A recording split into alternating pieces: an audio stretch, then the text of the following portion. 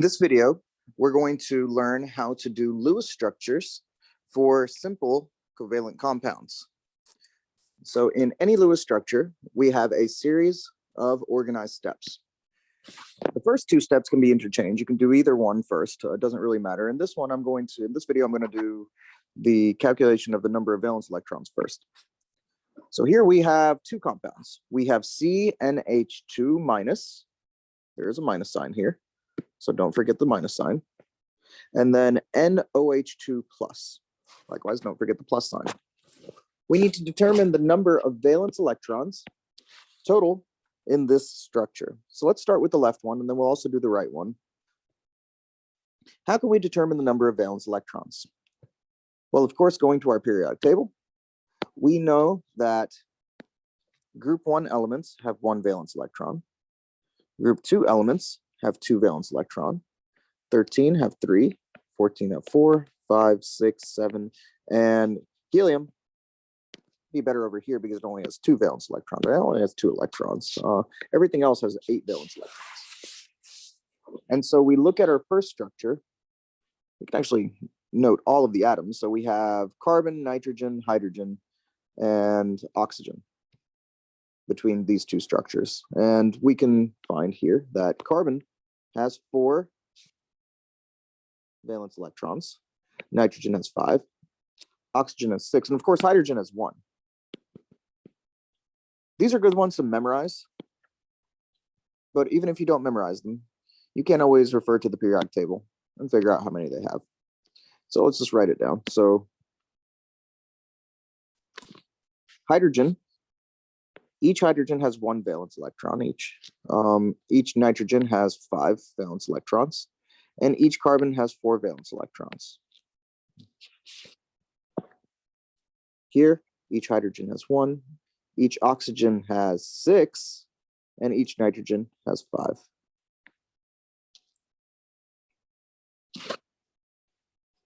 Down at the bottom, I multiply by the subscripts. So I have 2 hydrogens. So here, total 2 electrons. There's only 1 nitrogen, so all nitrogens account for 5. And carbon's 4. Likewise here, same thing, 2 hydrogens, 1 oxygen, and then 1 nitrogen. Now, what about these charges? So recall that each negative charge corresponds to an extra valence electron. So if I have a 1 minus charge, I have to add on 1 extra electron. If I have 2 minus charge, I have to add on 2. So here I'm going to add on 1. And so this is going to be 1 extra valence electron. What about a plus charge? A plus charge means that this compound is deficient 1 electron. Deficient. Deficient just means it's short 1 electron. And so here for the positive charge, I actually have put a negative 1 down. Counting the total number of electrons, so I have 4 plus 5 plus 2 plus 1 gives me a total of 12 electrons. And here 5 plus 6 plus 2 equals 13 minus 1 also gives me 12 electrons. So both of these structures have 12 valence electrons total. So I can go in here and I can write down. So I have 12 here, and I have 12 here.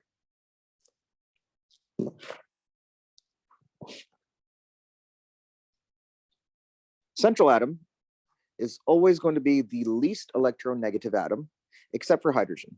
Because remember, hydrogen can only hold 2 electrons, and so it can never be a central atom because it can only form 1 bond. Right? Thinking of simplest case, let's just think H2. So here's a hydrogen bound to a hydrogen. Here, 2 electrons per bond. Each hydrogen already has 2 electrons, can't form any more bonds. And so hydrogen will never be the central atom.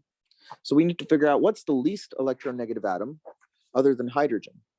So here I have CnH2 and I have NOH2. So we're going to be comparing carbon, nitrogen, and oxygen.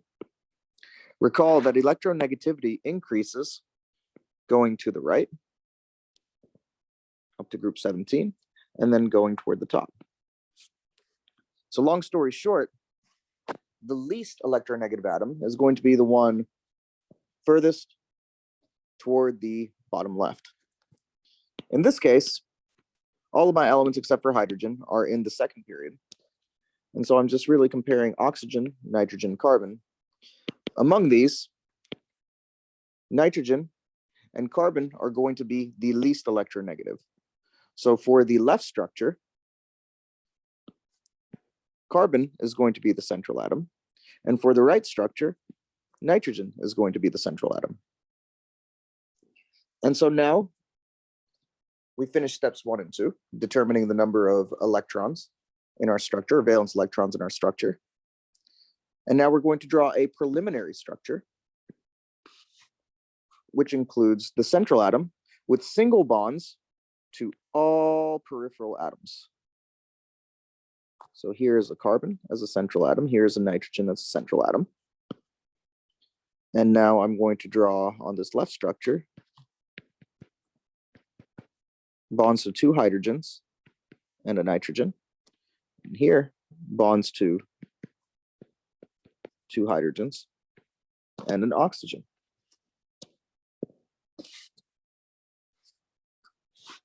Now I count the total number of electrons in bonds. Recall that each single bond has 2 electrons.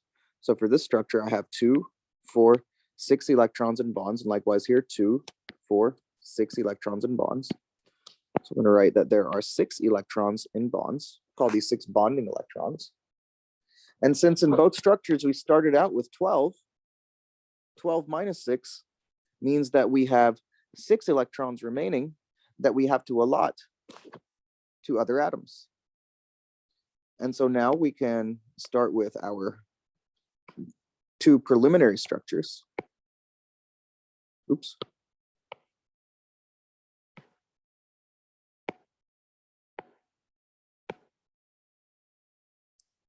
And allot the remaining 6 electrons to the peripheral atoms. For these 2 examples, we're fortunate because hydrogens can't accommodate any more electrons. They already have 1, 2 in each bond. Oops. They have 2 here and 2 here, right? 2 here and 2 here.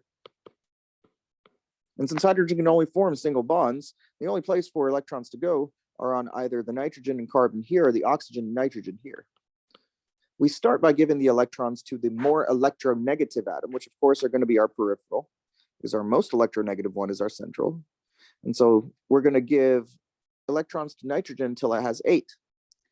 Well, it has 2 electrons in bonds already. So I'm going to give it 1, 2, 3, 4, 5, 6 electrons. And now all 6 electrons have been exhausted. I have no more electrons to give to carbon. Likewise here, I'm going to give 1, 2, 3, 4, 5, 6 electrons to oxygen.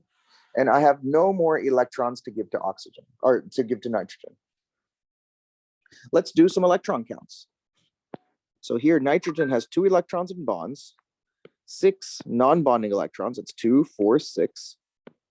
So nitrogen has 8 electrons. Carbon, on the other hand, only has 2, 4, 6 bonding electrons.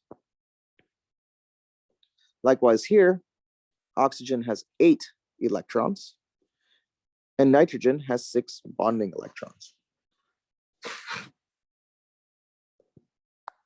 We know that all elements, except for hydrogen, want to have 8 electrons, and that is called the octet rule. So, octet rule, that all atoms, except for hydrogen, want 8. And elements in the second period can only have 8, maximum. Elements in third periods and below can have what are called expanded octets, and we'll get there later. Well, here, nitrogen has 8, carbon has 6. How can I give 2 electrons to carbon without necessarily taking any from nitrogen? I can just draw a double bond here. Likewise here, in the right structure, I can draw a double bond here. And now putting it all together, I'll have my central atom. I now have a double bond between nitrogen and carbon. I'm going to draw my hydrogens here. And now recall, one of the lone pairs here went toward making the double bond. And so now 2 lone pairs remain on nitrogen.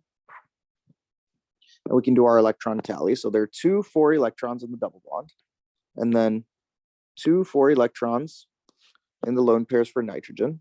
So nitrogen has 8 electrons total, 4 bonding and 8 non-bonding. And carbon has 2, 4, and then 4 electrons in double bond. It also has 8 electrons. However, for carbon, all 8 electrons are bonding electrons. And so this is the best structure for CnH2 with the minus charge. What about NOH2? Once again, I'm just going to draw my scaffold structure that I started with and then do 2 bonds to oxygen. I'll draw 2 of my remaining lone pairs here on oxygen and do my tally. So 2, 4 non-bonding electrons on oxygen, then 4 bonding electrons. And so that's a total of 8. And then here for nitrogen, I have 4 in the double bond and then 6, 8 total. For nitrogen, all bonding electrons. And these are the most stable Lewis structures for these 2 compounds. Notice that they're very similar. Just to summarize, if you do all of the Lewis structures as following these steps, you can't go wrong. Step number 1, count the number of valence electrons. For both of these compounds, we determined that there are 12. Determine the central atom, which is going to be the least electronegative atom, except for hydrogen, which can only accommodate 1 bond, and so it will never be the central atom. For the left compound, the central atom is C. For the right compound, the central atom is N. Third step, draw a preliminary structure in which we have single bonds between the central atom and all peripheral atoms. And I'm going to bring both of these down a little bit just so when I upload these, it looks nicer. And we count the number of electrons in bonds. So we started off with 12 electrons each. There are 2, 4, 6 electrons in these 3 single bonds. And so we have 12 minus 6, 6 electrons remaining. We allot these remaining electrons to the peripheral atoms, starting with the most electronegative one. Fortunately, there's only 1 peripheral atom for us to allot electrons to, so it makes our job easy. So it's 2, 4, 6 electrons go to nitrogen. Now we have no more electrons left to allocate. Likewise, 2, 4, 6 electrons to oxygen. We count our electrons here for each atom.